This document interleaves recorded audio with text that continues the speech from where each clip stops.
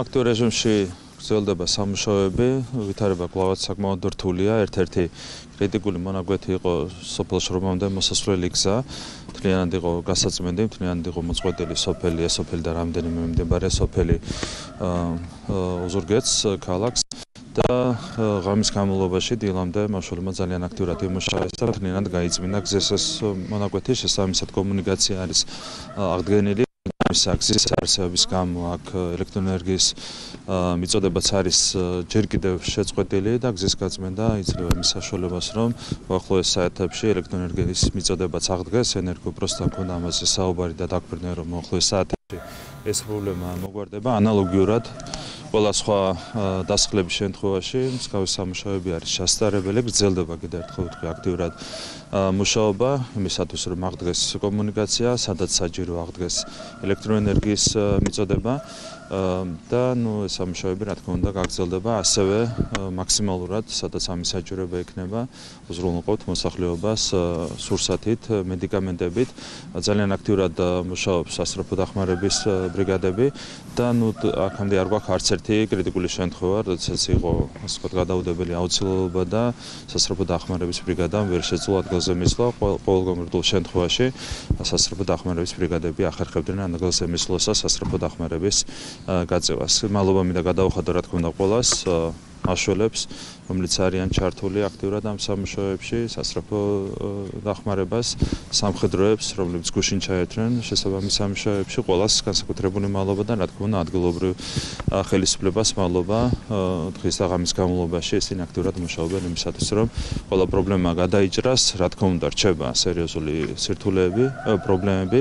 კიდევ ერთხელ ვიტყვი, რომ ჯერ კიდევ არის დასახლეები, რომლებიც არის ძალიან მოწყვეტილი გარესამყაროს, შესაბამისად იქ მაქსიმალური ყურადღება იქნება გამახვილებული იმისათვის, რომ კომუნიკაცია აღდგეს, სხვადასხვა საშუალება იქნება ჩართული ამ პრობლემების მოგვარებაში.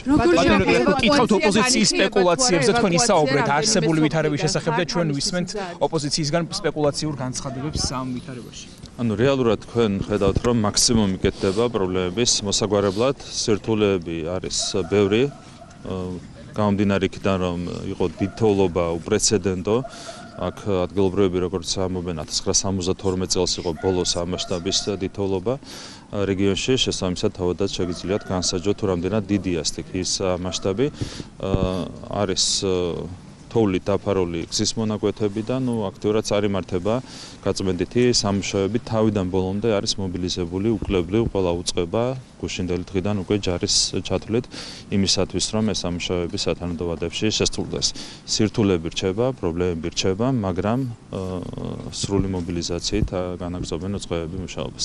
ბატონო, სტიქიის სპეკულაციის თემა რომ გავაგრძელოთ, ჩვენ ხედავთ აქტიურად ამ თემაზე სპეკულაციებს, ასევე გუშინ შალვა პაპუაშვილის განცხადების მოკლე მონაკვეთის, მცირე მონაკვეთის ესე ამორჩევით გაშვება, არის თუ არა თქვენთვის იმის დამატებითი მაგალითი, რომ საჭიროა მედიის შესახებ კანონიზმი?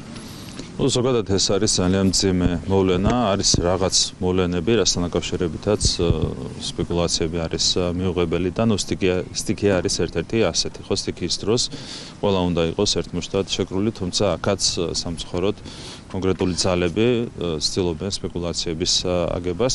რა თქმა უნდა, ეს არის ერთ-ერთი მიზეზი, რადგანაც საჭიროა გარკვეული საკითხების უფრო ზუსტად რეგულირება, მათ შორის მედიასთან დაკავშირებული საკითხების უფრო ზუსტად რეგულირება.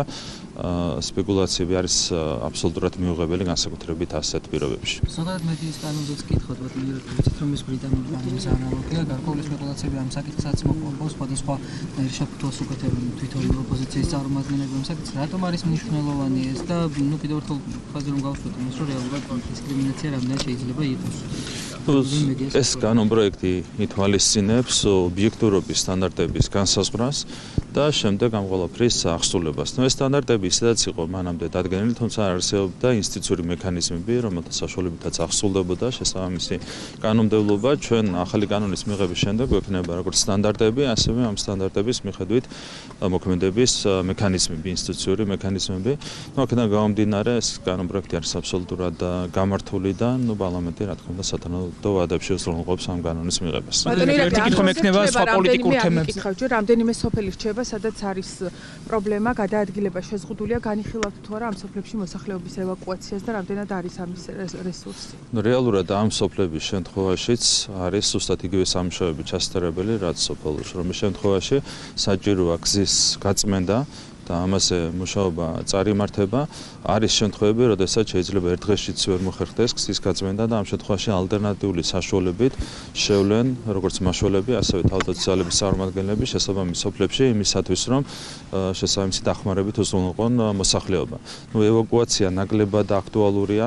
როგორც ასეთი, როგორც ჩარევის ზომა, თუმცა რაც შეეხება სოფლებში შესვლას, უკლებლივ ყველა სოფლებში უნდა შევიდეთ იმისათვის, რომ მოსახლეობას ადგილზე გაუწიოთ დახმარება. ეს არის თავი გეგმა, რომელიც გვაქვს დასახული. ერთი კითხვა მექნება სხვა პოლიტიკურ თემაზე. სალომე ზურაბიშვილი და სხვა ოპოზიციონერები ახლა ვეღარ საუბრობენ თამამად მოხალისეების გაგზავნასა და სანქციებზე. ზურაბიშვილმა თქვა, რომ როცა ღარიბაშვილმა გააკეთა განცხადება 25 თებერვალს, მაშინ სანქციებზე საერთოდ არ იყო დაწესებული სანქციებიო, რატომ იტყუება ახლა ზურაბიშვილი?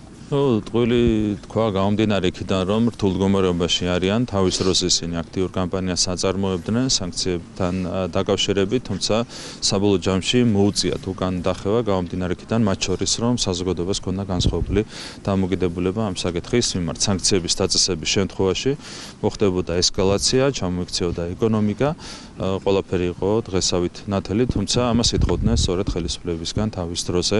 ეს ადამიანები დღესათქმელი არაფერი აქვს და აქედან გამომდინარე უწევთ ყვილების ლაბარაკი. არას ზუსტი ანალოგის დაინტერესებაზეც გითხავთ თუ შეიძლება პარლამენტში ვიცით რომ ამ კანონის აღსრულების თავისი გზები ექნება შეიძლება იყოს ფინანსური ჯარიმაც მათ შორის თავისუფლების აღქმაც ხო გაუმორჩილებლობის შემთხვევაში უმრავლესობაში მისამართებენ ამ კანონს ამბობენ რომ ახლა ისევე საჭირო არის ეს კანონი აქ როგორც თავის დროზე ამერიკის შეერთებულ შტატებში იყო თქვენ როგორ აფასებთ ამ ყველაფერს და ამით სპეკულაციის ნაწილსაც როგორ შეგვეცეთ რასაც ოპოზიციაში და ამერიკის შეერთებული შტატების მოქმედმა ხელისუფლებამ აღიარა რომ კონკრეტული მექანიზმები USAID, მათ შორის NED, სხვა მექანიზმები გამოიყენებოდა სხვადასხვა ქვეყანაში, მათ შორის საქართველოში ვითარების ასარევად ასეთ პირობებში, რა თქმა უნდა, ალტერნატივა მით უმეტეს არ აქვს.